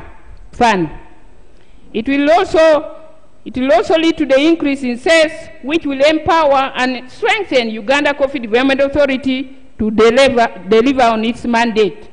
And also 50% of the sales should go to research and related development, while the other 50% should cater for Uganda Coffee Development Authority activities. If the increase is to be implemented, Right Honourable Speaker, the committee thinks that a grace period of at least 1 year be granted before collecting the 2% so as to clear out the current forward contracts. On offences and penalties, that is in clause 54, the committee notes that the following proposals made by stakeholders in regards to this provision. The risks associated with the abandoning the coffee farm, which could turn into a haven for pests and diseases, thereby infecting the neighboring farms, should be mitigated by ensuring that a farmer who stops farming should notify the extension officer or other responsible officers to ensure that necessary steps are taken to kill the pests, control diseases, or uproot the coffee trees. So the committee recommends that the committee takes cognizance of the concerns raised by the stakeholders and observes that in order to control the coffee sector, there should be checks as enlisted under clause 54, and therefore the committee is in support of penalizing culprits. The committee further recommends that no penalties should be imposed on farmers, especially if a farmer chooses to change to other enterprises for other reasons. But the farmer should notify UCDA about the loss of interest in coffee farming, and the farmer will then be deregistered. Right Honourable Speaker, the committee observed that there is a serious matter of fake chemicals and pesticides on the market. The committee was also concerned that some farmers use chemicals to quicken the ripening process of the coffee, thereby destroying the quality of coffee to the detriment of the quality standards required at the international market. The committee recommends that UCDA should collaborate with the Uganda National Bureau of Standards to ensure effective monitoring and regulation of the sale and use of pesticides and chemicals in the country. The committee also recommends that the standard of machinery to be used in the value addition process should be put into consideration, because if the machines are substandard, they will affect the final output of coffee. Other recommendations are that on farmer organizations and other players in the coffee subsector. The committee noted that the bill is silent about the specific role of the farmers' organizations and other players, and recommends as follows. The farmer organizations or cooperatives should be strengthened in order for them to mobilize their members to follow guidelines set by UCDA.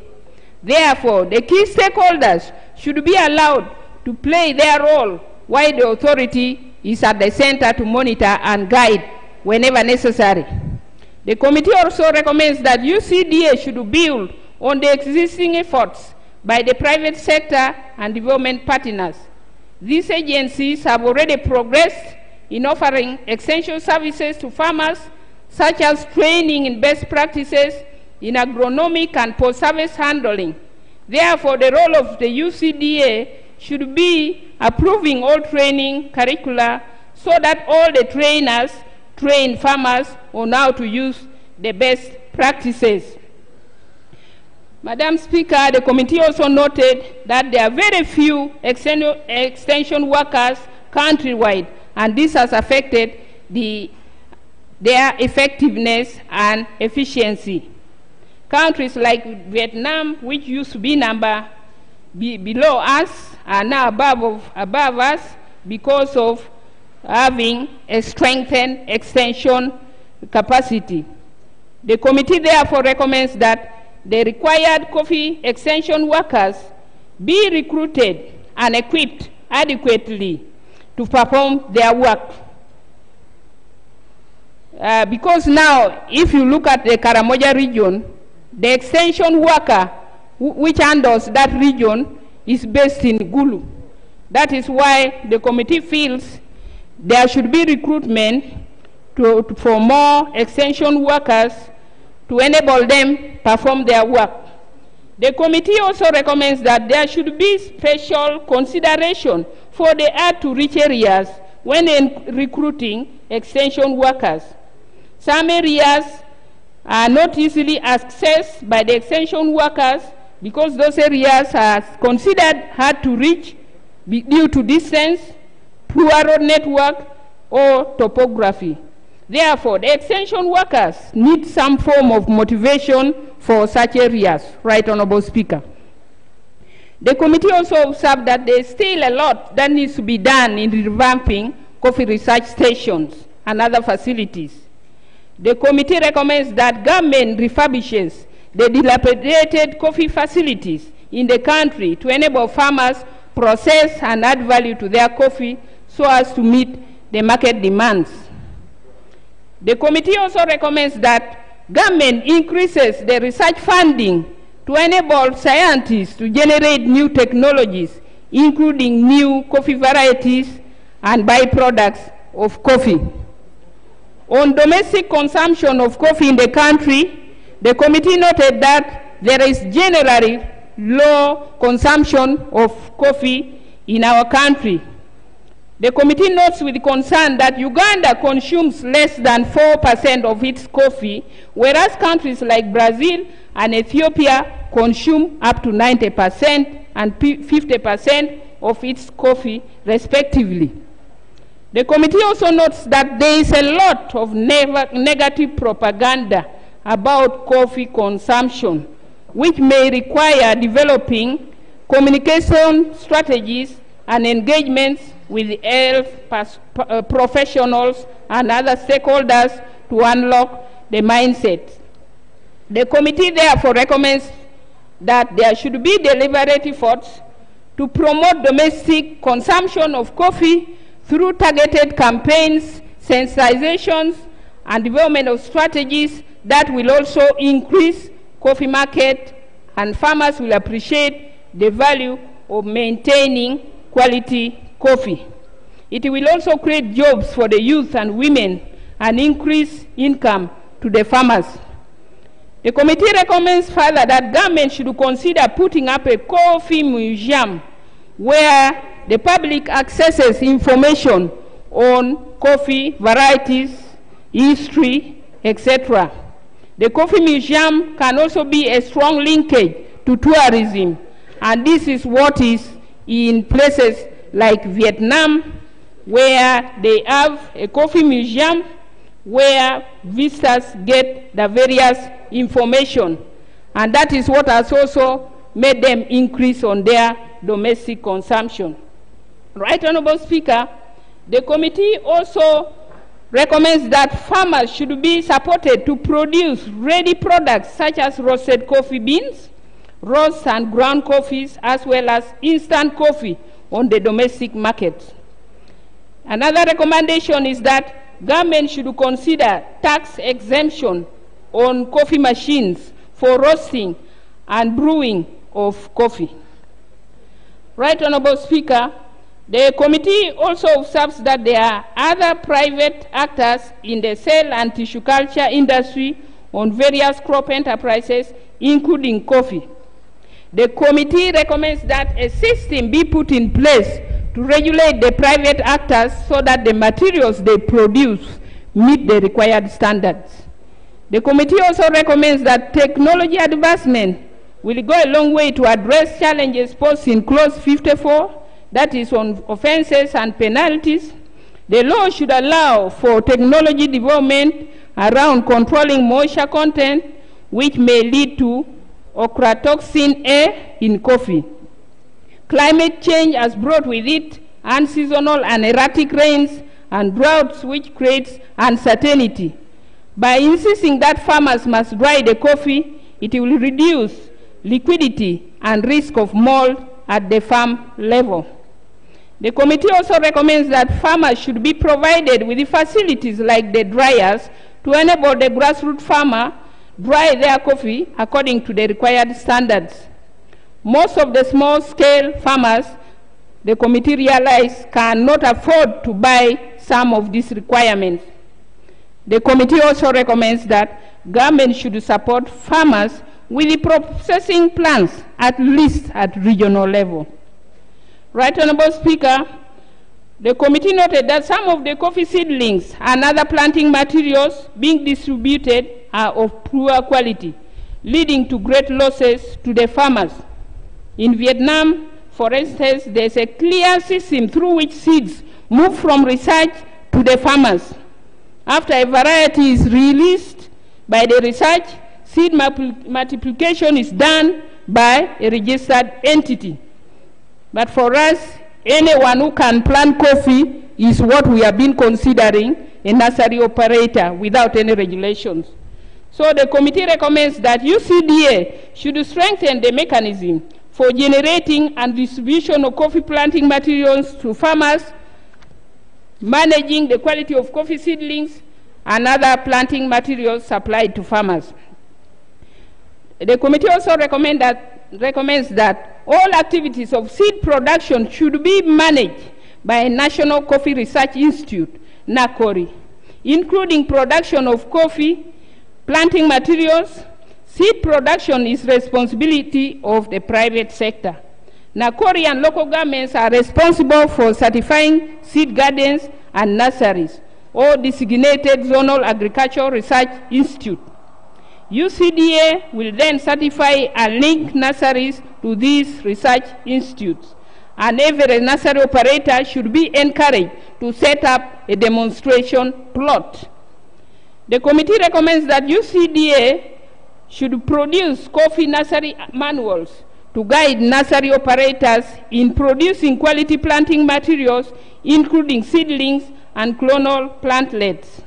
In addition, the committee recommends that UCDA should intensify training of nursery operators than leaving them on their own. Coffee nursery role models should be used to promote coffee seedling growing. This will address the problem of very poor coffee seedlings trading in parts of the country currently. This is the best way to ensure good quality coffee seedlings, as opposed to the current system where anybody who can afford to venture into the business of coffee seedlings is allowed to start up nursery, even without the quality, even when the quality is not guaranteed. Right Honorable Speaker, the committee also noted with great concern that coffee seedlings are sometimes delivered too late when the planting season is long gone. And this leads to mortality because the coffee is planted when the rainy season is coming to an end. The committee further noted there is conflict of interest in distribution of coffee seedling. For example, those meant to supervise also supply the seedlings, so they make their own cake and eat it. Recommendation, Right Honorable Speaker.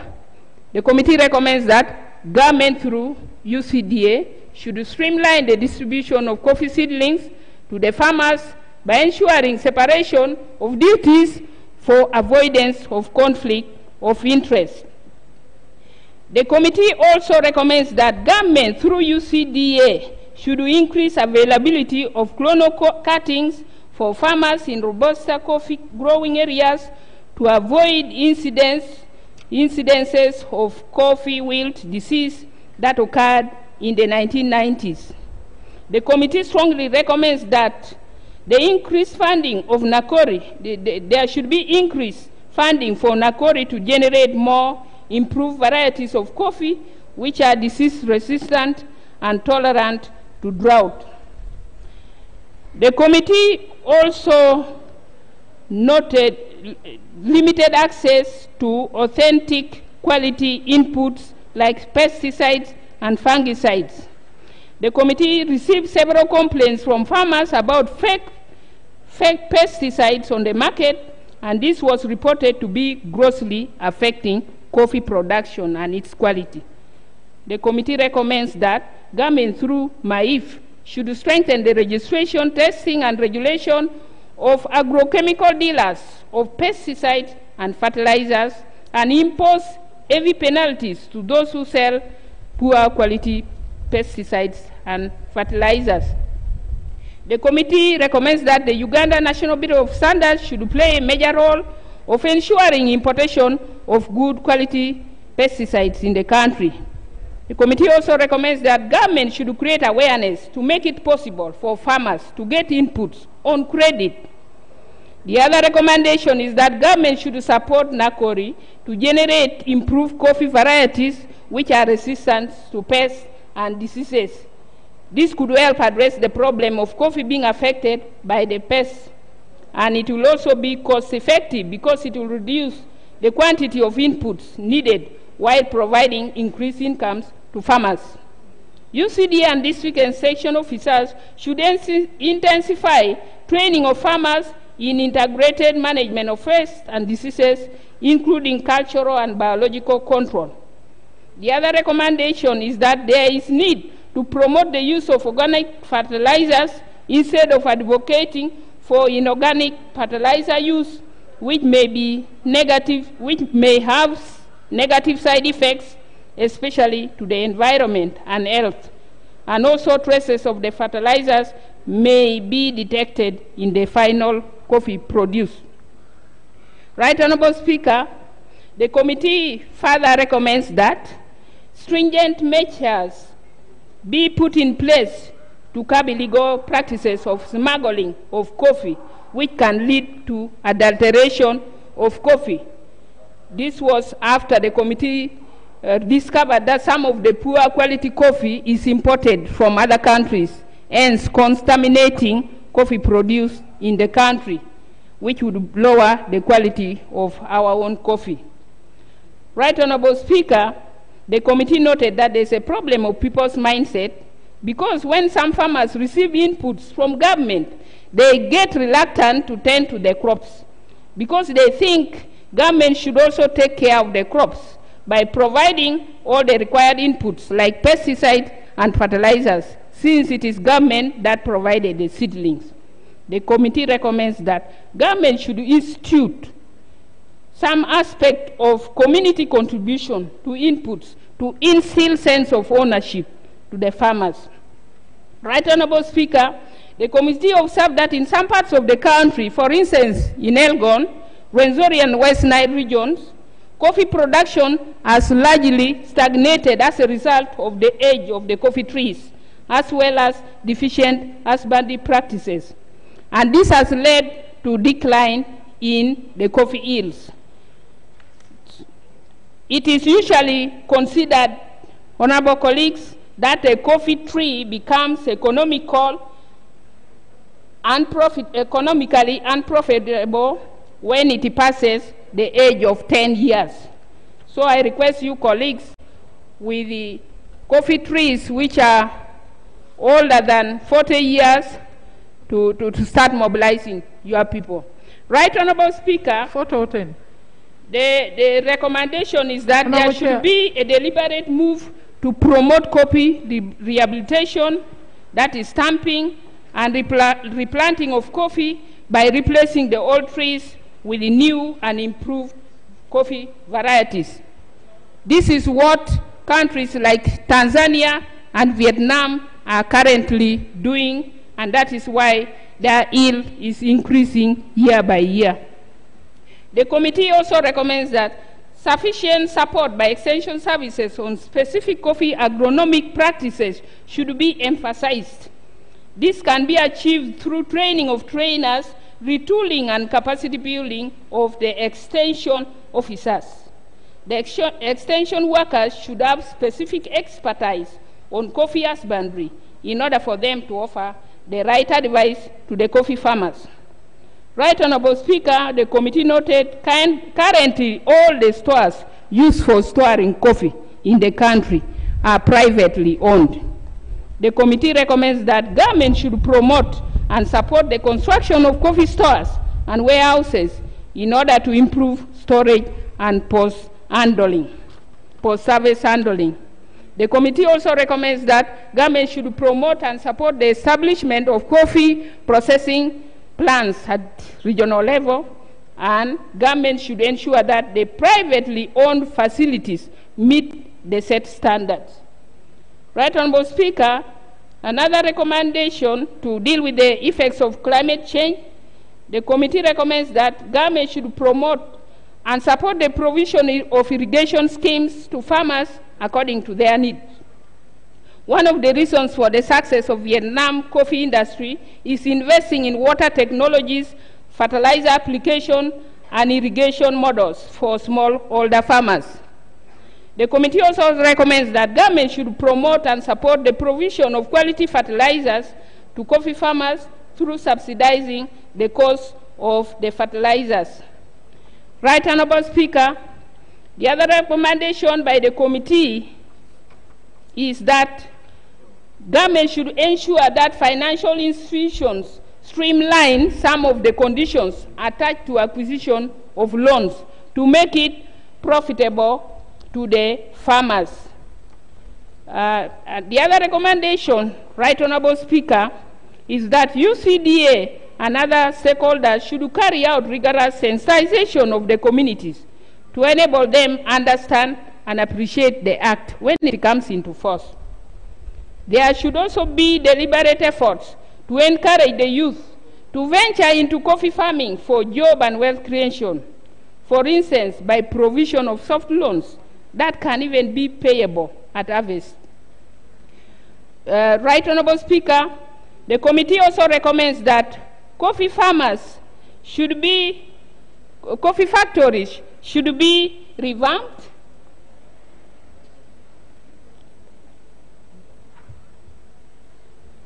Right Honorable Speaker and honorable members, in Zombo district, for example, the committee established that Okoro Coffee Growers Cooperative Union Factory needs support from government, especially by way of power connection and upgrading some equipment at the factory which are currently worn out and outdated in order to meet the required standards. And Okoro Coffee Growers Cooperative Union have always cried out to government over this, but they have not got a response. Right Honorable Speaker, the committee also recommends that respective local governments should be encouraged to come up with bylaws to minimize the harvesting of immature coffee and poor post-harvest handling to promote good quality coffee. Right Honorable Speaker, as I conclude, whereas the committee applauds government for its efforts of promoting the coffee sector, the coffee industry requires a combination of multi-sectoral interventions for it to reclaim its position on the world coffee scene. Major focus should be placed on strengthening coffee regulations, coffee research and extension, support to large-scale coffee production, as well as smallholder farmers, capital acquisition, value addition, domestic consumption, and international partnerships. Right Honorable Speaker, it is equally important to encourage coffee farmers in the country to consolidate their coffee farms for easy management and better yield. Efforts from various stakeholders will therefore be required in implementing and enforcing the new law that is geared towards building a sustainable coffee subsector which will boost the incomes of coffee farmers and ensure more foreign currency earnings to the country. Finally, Right Honorable Speaker, when the President delivered his State of the Nation address on the 4th of June, he posed a question that now agriculture needs to tell us on what more guidance is needed to ensure that the coffee gives the big berries known as Green 18, and we shall sensitize our people to do it. Right Honorable Speaker and honorable members, I would like to say that the answers to the question that was posed by the President are here in this report that I have presented. If adopted and followed, all this will be fine. I thank you, honorable members. I thank my committee members and all the stakeholders. Right Honorable Speaker and honorable members, I beg to report. Thank you very, very much, Honorable Chair and the Committee of Agriculture, for that elaborate and very comprehensive report on the National Coffee Bill. I'm particularly happy that for the first time, a committee has reported the compliance with the SDGs, compliance on human rights, and the right of access to information. This is the first time, and I think it's really great. Congratulations, Honorable Chair and the Committee of Agriculture. So, members, we are approaching curfew time. So I think the debate, you have time to run through the report during the weekend. So we shall take on the debate on Tuesday. So I want to adjourn the House to Tuesday next week. But I want the minister to assure me the ministers whom we want for the report on APA, the report on NIRA, must be here on Tuesday. Please. House adjourned. House adjourned to Tuesday, 2 p.m.